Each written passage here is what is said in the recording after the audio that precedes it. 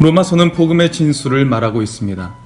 이 로마서에서 사도 바울은 예수 그리스도를 통해 얻게 되는 구원에 대한 교리를 논리적으로 설명하고 있습니다. 지금까지 바울은 11장까지의 말씀을 통해 구원에 대한 교리를 전해주었습니다. 사실 그 구원에 대해 살펴보면 우리를 향하신 하나님의 사랑과 예수 그리스도의 희생이 있었음을 알 수 있습니다. 바로 하나님과 예수님의 사랑으로 우리가 멸망의 자리에서 구원을 얻게 되었습니다. 우리는 이 사실을 사람들에게 전할 수 있기를 원합니다. 이제 12장의 말씀부터는 이처럼 구원을 얻게 된 성도의 생활에 대해서 말씀하고 있습니다. 앞서 구원에 대해 전할 때 강조되었던 것은 믿음이었습니다. 그런데 12장 이후에 성도의 생활에 대해 강조하고 있는 것은 사랑에 대해 강조하고 있습니다. 우리가 하나님의 사랑에 의해서 그리고 예수 그리스도께서 자신의 생명을 대신한 만큼 사랑하신 그 큰 사랑으로 인해서 우리가 구원을 받았습니다.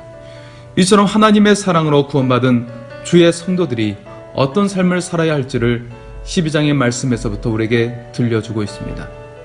그리고 12장 1절에서는 우리가 드릴 영적 예배가 무엇인지 소개하고 있습니다. 1절의 말씀입니다. 그러므로 형제들아 내가 하나님의 모든 자비하심으로 너희를 권하노니 너희 몸을 하나님이 기뻐하시는 거룩한 산 제물로 드리라. 이는 너희가 드릴 영적 예배니라. 바울은 무엇을 통해 하나님이 기뻐하시는 거룩한 산 제사로 드리라고 말하고 있습니까?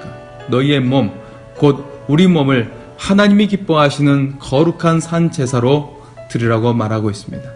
그리고 이것이 바로 우리가 드려야 할 영적 예배라고 말하고 있습니다. 이는 그 성도의 삶 전체가 하나님께 드리는 제물이 되라는 뜻입니다. 그러면 우리는 아마 생각을 할 겁니다. 어떻게 제물이 되는 삶을 살라는 건지, 어떻게 삶이 예배가 되라는 거지, 일주일에 한 번 드리는 예배도 어려운데 어떻게 매일 예배를 드리지? 산 제물이 되는 삶, 영적 예배로 드릴 수 있는 삶은 어떻게 살아야 하는 것일까? 사실 우리가 주일을 지킨다는 의미를 정확히 알면 바울의 이 말이 어렵지 않습니다. 주일은 모든 날에 주님이 구원의 날인데 한 날을 구분하여 드린다는 의미를 가지고 있습니다. 11조도 마찬가지의 의미입니다. 모든 것은 하나님께서 주신 것인데 10분의 1을 구분하여 드린다는 의미입니다. 바울은 그의 서신서를 통해 우리의 삶이 예배의 삶이 되어야 한다고 전합니다. 그리고 더 나아가 하나님을 믿는 우리를 가리켜 하나님께서 임재하시는 곳이기 때문에 성전이라고 말합니다. 우리 그리스도인들은 우리에게 주신 물질과 시간을 통해 하나님께 영광을 돌리는 삶을 살아야 합니다. 그것은 마지못해서 하는 것이 아니라 주님께서 주신 것에 대해 감사하며 하는 것입니다. 마치 독립하는 자녀에게 부모님이 무언가를 선물하셨어요. 그것이 결혼 혼수일 수도 있고 다른 어떤 물건이나 혹은 전셋집일 수도 있습니다. 어쨌든 아무 노력도 안 한 자녀로서는 감사만이 있을 것입니다. 어떤 자녀가 진짜 부모를 잃고 그와 같이 살았어요. 그런데 진짜 부모가 나타나서 집에 데려가서 옷도 입혀주시고 맛있는 것도 주시는 거예요. 이 자녀는 부모님을 만난 것이 얼마나 고맙겠습니까? 우리가 하나님께 하는 생명에 대한 감사, 물질에 대한 감사가 이와 같은 것입니다. 한마디로 우리의 삶을 통해 하나님 앞에서 감사하는 삶, 하나님 앞에서 기뻐하는 삶을 사는 것입니다. 그리고 이런 삶이 어떤 삶인지 바울은 2절 말씀에 소개하고 있습니다. 너희는 이 세대를 본받지 말고 오직 마음을 새롭게 함으로 변화를 받아 하나님의 선하시고 기뻐하시고 온전하신 뜻이 무엇인지 분별하도록 하라. 성도의 삶은 곧 하나님께서 기뻐하시는 삶을 사는 것입니다. 그리고 그것은 곧 하나님 안에서 기뻐하는 삶을 사는 것입니다. 그런데 바로 이러한 삶이 어떻게 나타나는가를 보면 2절의 말씀과 같다는 것입니다. 너희는 이 세대를 본받지 말고 오직 마음을 새롭게 함으로 변화를 받아. 우리가 하나님 안에서 기뻐하는 삶을 살면 이 세대를 본받지 않게 됩니다. 그리고 세상의 욕심과 즐거움을 쫓았던 옛사람을 벗어버리고 마음을 새롭게 함으로 변화를 받은 삶을 살게 됩니다. 하나님의 선하시고 기뻐하시고 온전하신 뜻이 무엇인지 분별하도록 하라. 이 말씀은 한마디로 하나님의 뜻을 따르는 삶을 살라는 것입니다. 이것이 바로 하나님 안에서 기뻐하는 삶을 살 때 가능합니다. 여기에서 분별하라고 쓰인 원어적 의미는 하나님의 뜻을 인정하라는 의미로 쓰였습니다. 따라서 이 말씀은 모든 삶 속에서 하나님의 뜻을 인정하며 살라는 의미를 가집니다. 이 말씀을 다시 표현하면 성도는 하나님이 원하시는 바를 알아야 하고 마음을 새롭게 함으로 계속적으로 하나님의 뜻을 이루어 가야 한다는 것입니다. 그런 삶을 살기 위해서 우리는 수도원의 수도사처럼 수행하거나 수련회에서 수련하는 등 여러 가지 신앙훈련의 노력을 기울이는 삶을 살 수도 있을 것입니다. 그러나 성도는 세상 속에서 살아야 합니다. 그렇게 세상에서 성별된 삶을 사는 비결은 늘 의식적으로 하나님 안에 거하며 산다는 것을 지속해야 합니다. 늘 하나님 안에서 기쁨을 누리는 삶을 살고 있다는 확신을 가지고 살아야 합니다. 그리고 이처럼 하나님 안에서 기쁨을 누리며 성별된 삶을 살아가는 성도에게 나타나는 삶의 특징이 있는데 그것은 3절 이하에 나오는 말씀입니다. 그것은 곧 사랑하라는 것입니다. 3절에서 8절의 말씀은 교회에서의 섬김의 종류에 대해 말씀하고 있습니다. 그것이 하나님께 받은 은사에 따라 교회를 섬기게 된다고 말씀합니다. 그런데 이처럼 교회를 섬기는 것은 3절의 말씀처럼 그 이상의 생각을 품지 말라는 것입니다. 그리고 그것은 교회라는 한 몸에서 이루어지고 있는 것이고 우리가 서로 지체가 되어 은사에 따라 섬기게 됨을 말씀하고 있습니다.